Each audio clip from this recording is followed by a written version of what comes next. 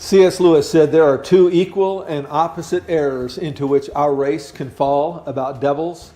One is to disbelieve in their existence. The other is to believe and to feel an excessive and unhealthy interest in them. Essentially what Lewis is saying is we can make two mistakes regarding the devil. One is to make too much of him, and one is to make too little. One is to spend too much time thinking about and studying and pondering the devil, so we do not spend enough time thinking about and pondering and considering our great God. The other is to ignore the devil altogether. Paul said, we are not unaware of his schemes. And I would say, in my experience, most Christians tend to fall off on the error of ignoring teaching about the devil altogether. And so today we're going to spend a little bit of time talking not so much about God. We will talk a little bit about God, but talking about our enemy, and that is the devil. We said to you before that great teachers do at least 5 things. They start early. They find one big idea. They teach for application. We're not out to make smarter sinners. They pray for their students regularly, and they look for supplemental reading to enhance their teaching. Let me give you a couple of books that you might look at. I didn't read these completely, but bought them and looked at them this week. R.T. Kendall's book, The Thorn in the Flesh, and John Dickerson's book, I Am Strong. And you might take a look at those and listen to or read the Kindle version in preparation for your study. I think it'll enhance your study. Here's our passage, 2 Corinthians 12, 1 through 10. I must go on boasting. Although there was nothing to be gained, I will go on to visions and revelations for the Lord. I know a man. And Paul is nearly certainly talking about himself here. That will become clear by the time he gets to verse 7. But he uses this unusual literary technique of using the third person, saying, I know a man, as if he's talking to somebody else. But he's almost certainly talking about himself. I know a man who in Christ, who 14 years ago was caught up into the third heaven. The Jews had this idea of 3 heavens. One heaven was the sky, and the next heaven was the stars, and so on. And the third heaven was where God lived. And this is where Paul said he went.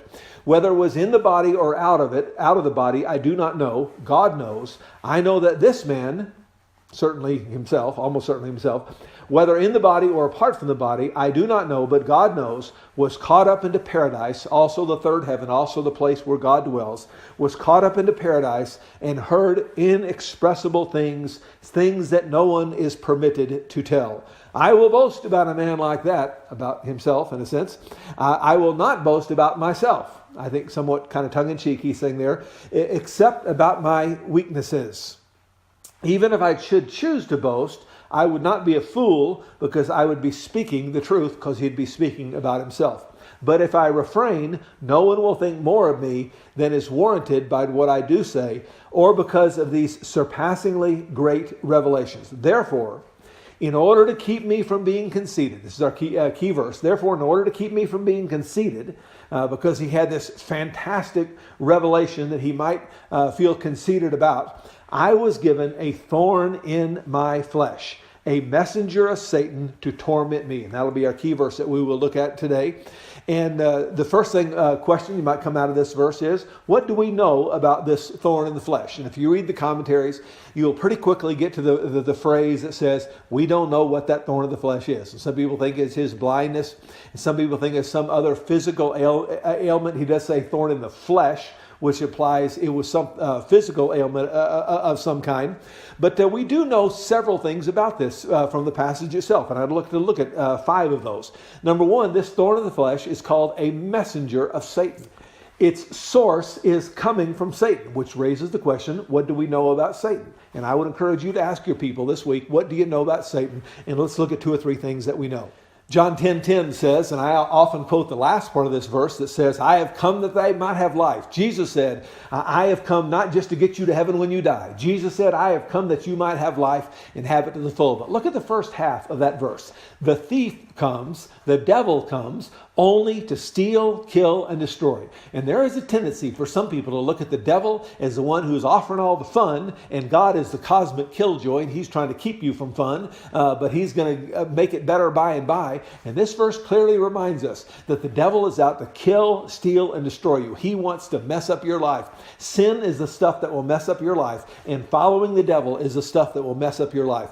1 Peter 5:8 says a similar thing. Be alert and of sober mind. Your enemy, the devil, prowls around like a roaring lion, seeking someone to devour. The devil is out to devour you. He's out to destroy you. What we learn about Satan is he is up to no good. 1 Peter 5:9 says, next verse says, resist him, standing firm in the faith, because you know that the family of believers throughout the world is undergoing the same kind of sufferings. Everyone suffers. And if you follow God, you'll suffer. And if you don't follow God, you'll suffer. And suffering is coming. And you need to remind your people regularly, suffering is coming. Every life has